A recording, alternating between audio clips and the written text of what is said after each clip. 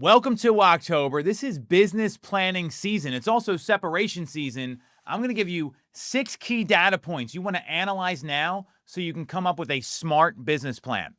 If you get some value out of this or you like what you hear, make sure to subscribe to the channel, hit the bell for notifications, and if you want to schedule a call with our team about how we can help you with this exact strategy, because most agents don't have any sort of business plan, click on the link in the comments and we got your back. Welcome to October. It's separation season because it's the fourth quarter, and we're going to talk a lot about that in these next couple of episodes. Today, I want to discuss the first step in business planning. Everyone tells you got to have a plan, and very few agents do. They don't have business plans. It's one of the reasons why people fail. They have no direction or strategy.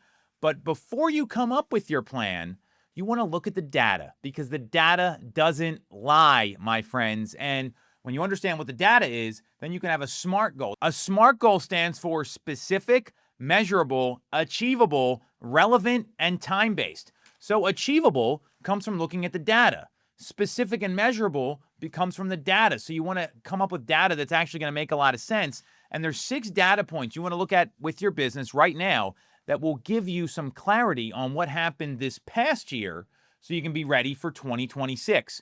So the 6 stats are, number 1, how many homes did you sell? I bet everyone will know this number.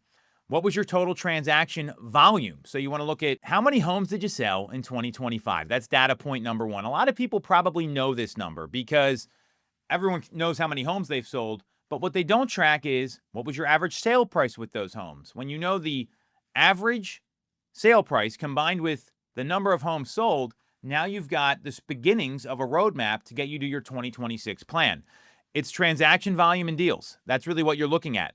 Secondly, you want to determine what's your pre-tax income, your overall revenue, your GCI. Now, a lot of agents, they use GCI as what they actually made, which we know is not the case. We want to make profits here, but you want to see how much revenue you're bringing in, which will also give you your average amount of commissions, right? Your average commission check that you get.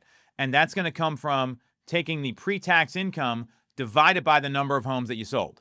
So very simple here. These are 2 simple data points so far. Number of homes sold and average sale price, pre-tax income, and then how many of those were buyer sales and how many of those were listings. This is 2 separate numbers here. How many buyer transactions did you complete? How many listings did you complete? And you also need to know how many listings that you took, because if you're only selling 7 out of 10 and you want to sell 21 listings next year, well, you got to take more than 21 listings if you follow what I'm saying. So how many listings did you sell? How many listings did you take? And how many buyer sales did you make? So now we've got the sales split. We know how many listings we need to take to sell a listing. We know how much money we made and how many homes we sold. Then you want to look at, where did your business come from? This is point number 5, the lead sources. Are they Sphere? Are they online leads? Zillow, Expires? Did you door knock? Was it a marketing campaign that you did? It doesn't matter. Was it Realtor.com, Facebook? Who cares? Determine exactly where all the leads came from, because once you do that and you know where the leads came from, then you have the ability to see what's working and what's not, because a lot of agents, they are emotional about their business. They say, oh, I crush it doing this. And then you look at their stats, and they only sell like 1 home a year from that particular lead pillar. It's a bad move. So you want to look at where your business actually came from so you can plan to do more of, less of, etc. And then lastly, the 6th data point are your KPIs, conversations and appointments, right? How many conversations did you have? How many appointments did you set? How many appointments did you go on? And then you can determine how many appointments you need to go on to sell a home and how many appointments you need to go on to hit your goal for the year. So getting all that data is going to be step 1. That's your closeout. Then as you're reviewing this here, so you got all those 6 numbers, then you got to determine your 3 critical numbers. Your survival number, your good life number, and your dream number. The survival number is covering the minimum monthly bills I have so that I can maintain my current lifestyle. And I'm not talking about the luxury items. I'm talking about a car payment, mortgage payment, rent payment, whatever that is, utility bills, how much to eat a month. Then you've got your good life number, is your monthly bills plus discretionary income for going out, doing some fun stuff, maybe saving, which should be in everyone's business plan.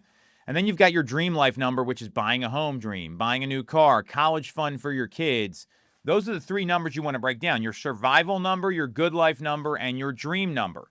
And you can determine that once you see where your business came from. when you're accounting for growth, you could have a year where you double your business. Most businesses growing at a 15 or 20% pace are doing really well. That's what you want to understand. And then the last thing you want to do in this evaluation is figure out what you want to change. So you know what happened last year. You got your financial numbers that you need to hit. Well, do you want to increase your income? How much money do you want to make next year? How much more money do you want to make?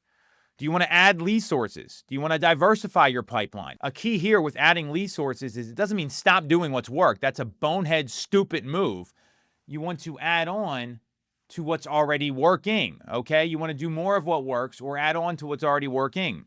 Do you want to improve your schedule and have a different schedule based on what you did the past 12 months? Do you want to sell more homes? That's going to be needed to increase your income. Do you want to attract a different type of client? Do you want to focus on different activities? You got to determine what you want to change about your business. Then all of a sudden, you've answered questions so you can come up with a smart business plan. But if you don't close out the year properly, what worked, what happened, where do I want to get to from an income standpoint, and what do I want to change? Then you have all the information to come up with a winning business plan. You got to do this exercise first, because if you don't do this, then you can't come up with a plan that's smart, specific, measurable, achievable, relevant, and time-based. That's what you're looking for here with your 2026 plan. There's going to be more to come. Do this first now so you can have your plan locked in when the new year starts in November.